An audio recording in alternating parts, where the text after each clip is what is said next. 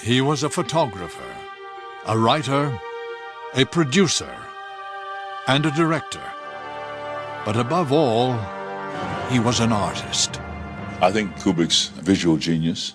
He could compartmentalize his mind in 100 places and be able to sum it up, you know, with free hovering attention, boom, boom, whatever he needed to recall from his preconscious. Stanley was born in the Bronx. He was born of a family of a doctor, a second-generation immigrant from Poland. Dr. Jacques Kubrick gave his son a camera, which became inseparable from the fledgling photographer. He was soon capturing indelible images of life around him. On his way to school one morning, he went past a newsstand, and the newsstand announced President Roosevelt was dead. Stanley thought, gosh, what a great picture. He took the picture and didn't go to school, went home, developed the picture, and took it straight to Look magazine. The editor not only bought the photograph, but went on to hire Stanley as Look magazine's first and only apprentice photographer. Kubrick shone as a photojournalist, and after a few years, he set his sights on making movies. The short films that Stanley Kubrick made were really an extension of his photojournalism. They are the films of a man whose visual style was formed very early on through still photography. Kubrick now felt ready to tackle a true feature film. He got a cast and crew out to California, where he produced and directed a war drama titled Fear and Desire. Even then, Kubrick understood what you needed to make a successful movie, and he inserted a fairly sexy scene with an actress named Virginia Leith, who is tied up to a tree and then menaced by one of the men, played, in fact, by Paul Mazursky, who now, of course, much better known as a film director. So when he came back, he had the ingredients of a very successful commercial film. I first met Stanley Kubrick back in the very early 50s. When I was at the Signal Corps making Army training films. We were being trained to be combat cameramen. We would take home the cameras from the Army or rent them and do some experimental work.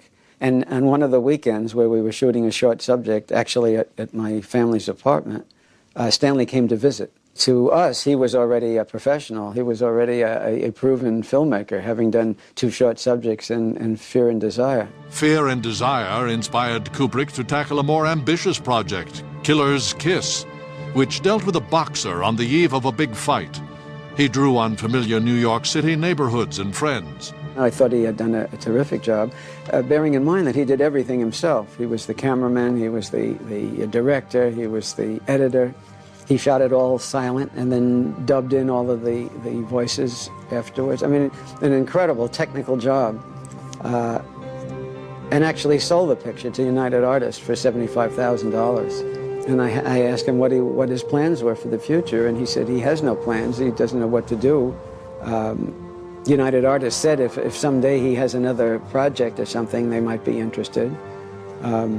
So I said, you know, I've always been interested in producing films. He was a producer looking for a project, and he was a director looking for a producer. So right then and there we said, we'll call it Harris Kubrick Pictures Corporation, and we're in business. And so that night I went to a bookstore called Scribner's on Fifth Avenue in New York and wandered into the Mystery and Western section and came across a book called Clean Break. From the flyleaf, it described it as a story of the robbery of a racetrack. So I bought the book and took it home and read it, and I got quite excited about it. I loved the structure of the book that dealt in these flashbacks. I gave it to Stanley the next day, and he read it immediately, and he thought the same as I did about it. As it turned out, it had already been optioned by Frank Sinatra.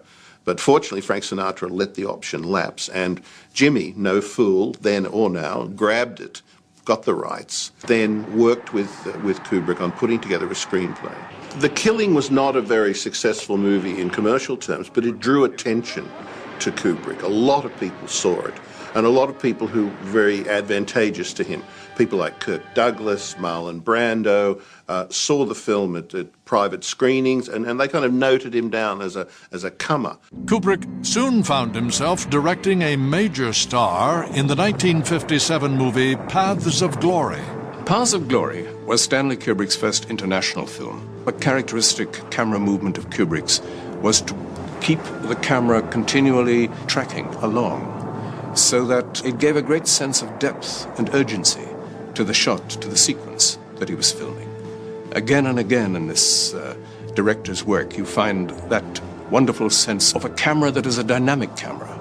It was an anti-war film, which put it in the category of an art film. And Kirk was really marvelous in being the champion of that picture. We can really thank Kirk for having the wherewithal and the desire to get this picture made. Fate and Kirk Douglas would again intervene.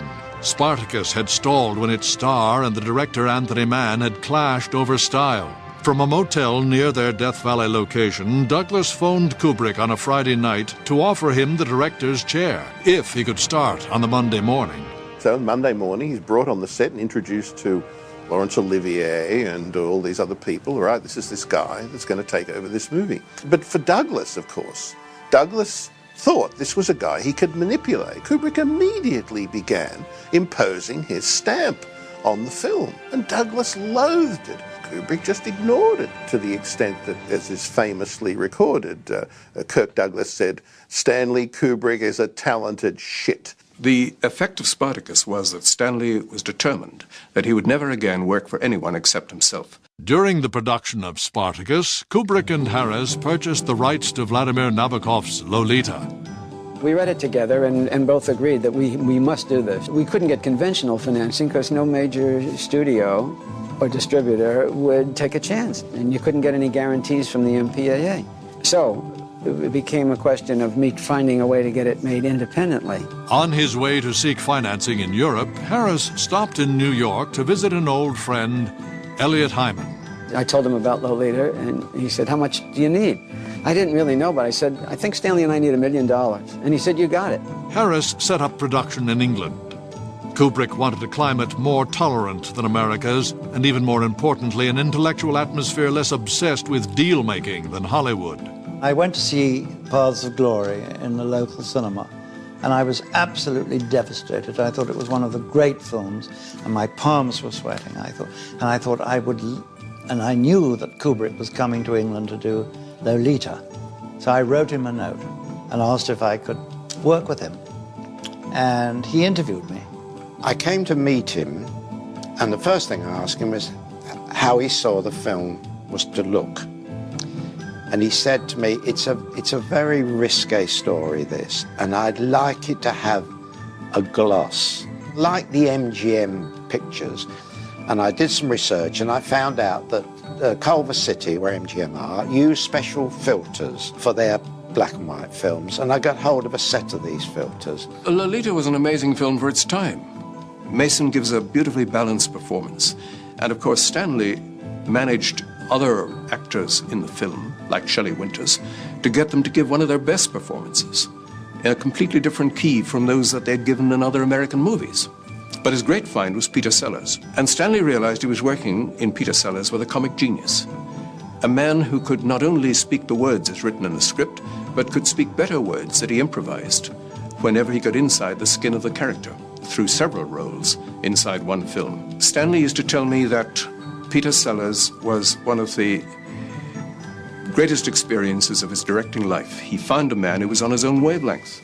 The cast completed Lolita, and it became a critical success. Kubrick's reputation was now firmly established, and he set his sights on subject matter that would become a familiar theme throughout his career: war.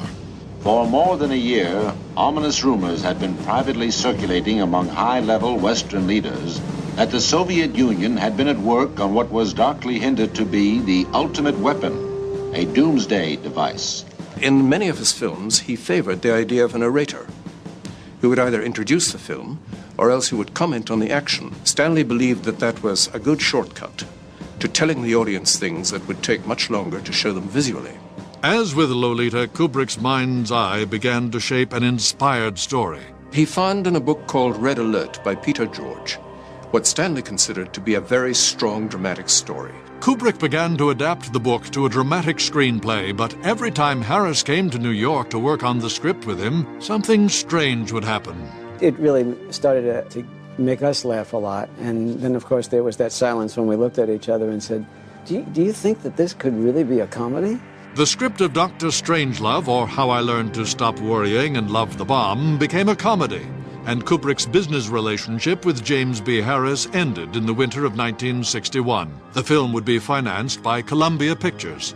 Part of the price of giving Kubrick the money, Columbia demanded that he use Sellers again, who'd been such a success in Lolita, they felt, and he had to also appear in multiple roles. That was the deal. So Peter loved that idea, and he loved improvising. It was his first real opportunity to develop characters while working. Because although he had had the experience in Lolita of doing that, much of Lolita was already scripted. With Kubrick at the helm and Sellers attached to star, the cast and crew of Dr. Strangelove would spend 6 months creating what would become a cinematic masterpiece. He knew most of the technical functions. This questioning mind of his wanted to find out what makes me tick. So he was standing behind me, and I'll never forget, one day he said, "Now I know how you come up with these ideas, because you take all your lines to one point." And I said, "Stanley, that's known as a vanishing point. It's purely a help, but it doesn't create the design." When I came up with the doodle of a triangular shape, he then asked me, "Isn't a triangle the strongest geometric form?" And without hesitation, I said, "Yes, you're absolutely right." He said, "So how are you going to treat the surfaces?" And I said, "Reinforced concrete." "Oh, so it would be like a gigantic bomb shelter." And so he accepted it. The battle scene, I mean, Stanley wanted it played as real as possible, you know. In other words, he wanted handheld cameras. First of all, we wanted it to look different. And we wanted to use orthochromatic stock if we could get it. Well, I found 70,000 feet at the RAF at Stanmore. And we used it. Now, I dressed up with full uniform on, and so did Stanley. We both took Arrowflex cameras, and we went in the long grass. We mustn't let ourselves be exposed to machine gun fire or anything.